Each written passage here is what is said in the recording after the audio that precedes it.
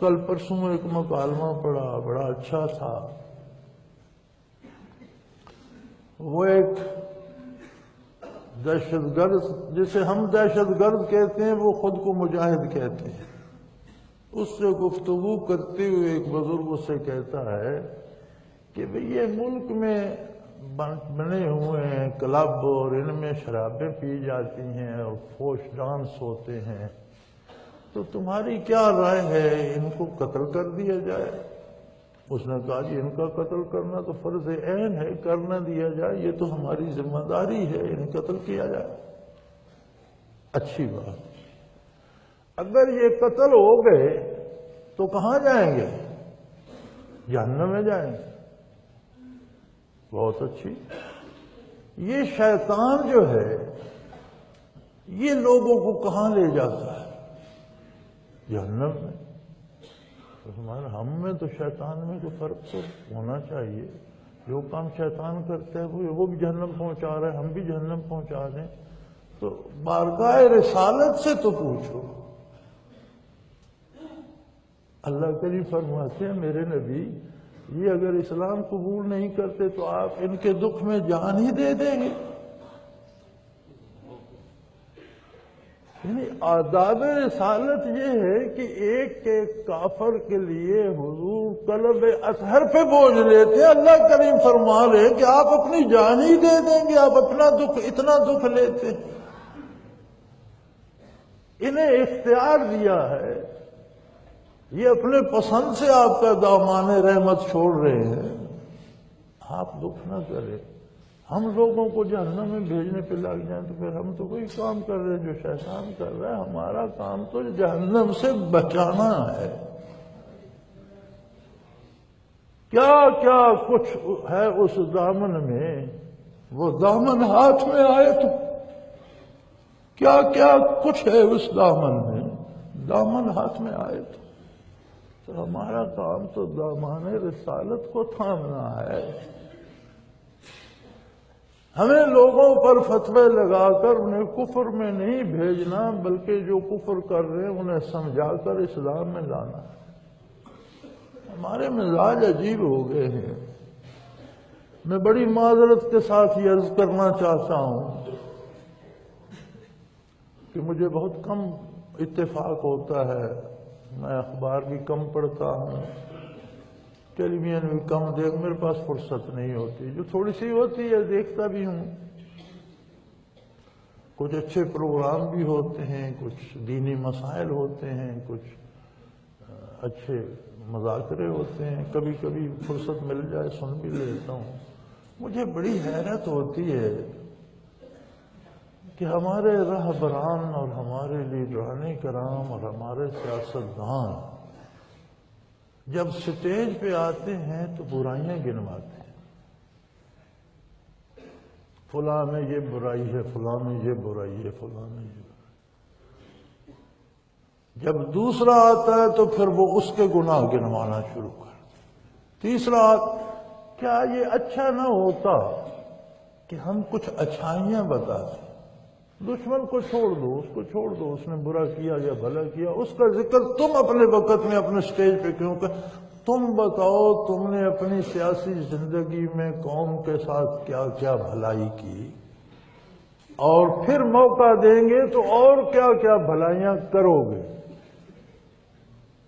پھر تو بعد میں بڑا مزہ آئے گا، بعد میں قوت بھی ہو۔ اب اگر 10 لیڈر ہیں اور 10 کے 10 ایک دوسرے کو چور، بددیانت، راشی اور لوٹ مار کرنے والا کہتے ہیں تو ان کی شہادت نیکی کی کون دے گا؟ ایک عام آدمی میری طرح کو تو یہی سمجھے گا کہ سب بھی چور ہیں، کیا حاصل اس کا؟ یہی انداز ہم نے کم و بیش دین کے شعبے میں بھی اپنا لیا ہے۔ ہم ایک دوسرے کو خواہ کافر کافر، بھئی جو کافر ہے اللہ اسے جانتا ہے، وہ جانے اور رب کریم جانے۔ آپ کفر نہ بتاؤ، آپ اسلام بتاؤ۔ آپ یہ بتاؤ اسلام کیا ہے اور اس میں کیا کیا برکات ہیں، کیا کیا خوبیاں ہیں، کیا کیا راحتیں ہیں، کیا کیا لذتیں ہیں۔ آپ خوبی کی طرف دعوت دو، آپ خرابی کی بات ہی کیوں کرتے ہو؟ جب ہم نے خرابی سے بچنا ہے تو اسے موضوع سخونی کیوں بنائے؟ سب مخلوق اللہ کی ہے.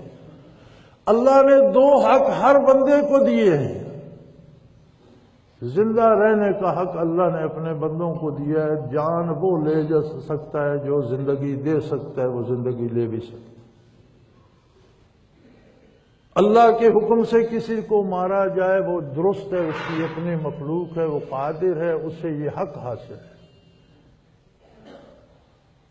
اللہ کے علاوہ کوئی کسی کی موت کا فیصلہ نہیں کر سکتا. جو ضابطے اور قانون اللہ نے بنائے ہیں، وہ ادارے بنائے ہیں، وہ حکومت کا اور اداروں کا کام ہے نافذ کرنا. میں ایک قتل ہوتا ہوا دیکھتا ہوں، میں قاتل کو قتل کر دوں تو مجھ پہ بھی قتل کا جرم آئے. اسی قاتل کو ایک سیشن جج سزائے موت دے، وہ گناہگار نہیں ہے، چونکہ وہ نظام دے رہا ہے، وہ قانون اللہ اور اللہ کے رسول کے حکم کے مطابق فیصلہ کر رہا ہے. تو وہ اداروں کا کام ہے نفاذ. میں اور آپ بندوق لے کر کسی کو نہیں مار سکتے. دوسرا حق اللہ نے دیا ہے عقیدہ رکھنے. وہ ایمان لاتا ہے، اس کا معاملہ اللہ کے ساتھ ہے. وہ نہیں لانا چاہتا، اس کا معاملہ اللہ کے ساتھ ہے. آپ بندوق لے کر کلمہ نہیں پڑھوا سکتے. اسے اللہ نے حق دیا ہے. وہ اللہ کو نہیں مانتا، اللہ اسے زندگی دیتا ہے. وہ اللہ کو نہیں مانتا، اللہ اسے رزق دے رہا ہے. وہ اللہ کو نہیں مانتا، اللہ اسے اولاد دے رہا ہے. وہ اللہ کو نہیں مانتا، اللہ نے اسے حکومتیں دے رکھی ہیں.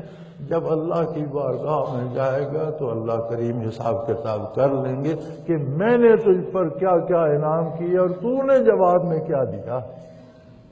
یہ مواخذہ میں نہیں کر سکتا، آپ نہیں کر. کوئی کسی عقیدے پہ رہنا چاہتا ہے، اسے رہنے کا حق ہے.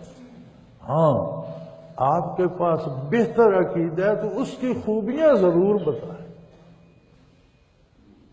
ایک بندے نے ایک لباس پہنے ہوئے، آپ کے پاس بہتر ہے، آپ اسے بھی مہیا کر سکتے ہیں، تو بتائیں یار اس میں یہ راحت ہے، اس سے سردی نہیں لگتی، اس سے ہوا نہیں گزرتی، یہ بارش سے بھی بچاتا ہے. بجائے اس کے کہ آپ اس کے لباس کے گناہ گنتے رہیں. اس کی تو تاریں موٹی ہیں، اس کے تو خانے موٹے ہیں، اس سے تو ہوا بھی گزر جاتی ہے، یہ تو پانی. اس کی آپ کو ضرورت نہیں. جو آپ کے پاس خوبیاں ہیں وہ بیان کریں. اس لیے کہ آپ کا ہاتھ دامن مصطفیٰ صلی اللہ علیہ وسلم پر ہے، اور کیا کیا کچھ ہے اس دامن میں. دامن ہاتھ میں آئے تو میری گزارش یہ ہے کہ آپ صلی اللہ علیہ وسلم کی یاد عالی ہر لمحے کی عبادت ہے. اسے مہینوں دنوں میں قید نہیں کیا جا. یہ کلمے کا جزو ہے، یہ نماز کا حصہ ہے، یہ ذکر الہی کا حصہ ہے، اور یہی دروازہ ہے بارگاہ الہی کا جہاں ہم حاضر ہوتے ہیں. اور ہمیں تجزیہ یہ کرنا ہے، دیکھنا یہ ہے کہ میں دعویٰ تو کر رہا ہوں محبت کا، میرا عمل گستاخی تو نہیں ہے، کیونکہ نتیجہ تو عمل پر نکلے گا، بات پر نہیں. ایک بندہ کہتا ہے میں نے کھانا کھا لیا، سارا دن وظیفہ پڑھتا رہے، پیٹ نہیں بھرتا. بالکل نہ کہے میں نے کھانا کھا لیا، کھا لے پیٹ بھر جاتا. دعووں پر نتیجہ نہیں نکلتا، نتیجہ عمل پہ نکلتا ہے. تو ہمیں فکر دوسروں کی ہے. وہ کیا بھئی وہ کیا کر رہا ہے، یہ تو اس کا مسئلہ ہے. میں کیا کر رہا ہوں، میں کہاں جا رہا ہوں. میرا دعویٰ ہے محمد الرسول اللہ صلی اللہ علیہ وسلم، آقا نامدار میرے رسول ہیں. رسول اور امتی کا تعلق کیا ہوتا ہے؟ اس رشتے کے تقاضے کیا ہیں؟ کیا میں وہ تقاضے پورے کر رہا ہوں؟ بھئی اپنے پورے ہو جائے بڑی بات ہے، آپ دوسروں کو کیا تانے دیتے. تو بہرحال یہ بارگاہ عالی انتہائی ادب کا تقاضا ہے. اللہ کریم نے مقرر فرما دیا ہے. سو میرے بھائی، میں اپنے آپ کو تلاش کروں، آپ اپنے آپ کو تلاش کریں. آؤ اس در پہ کبھی خود سے ملاقات کریں. میرا رشتہ کیا اور میں کیسے نبھا رہا ہوں. میں کب کب یاد کرتا ہوں، میں کب کب صلاۃ و سلام بھیجتا ہوں، میں کب کب درود بھیجتا ہوں، میں کب کب اتباع کرتا ہوں، میں کس کس کام میں دیکھتا ہوں کہ میرے نبی نے اس کا طریقہ کیا بتایا۔ بات اس پہ ہوگی، اور اللہ کریم ہمیں توفیق دے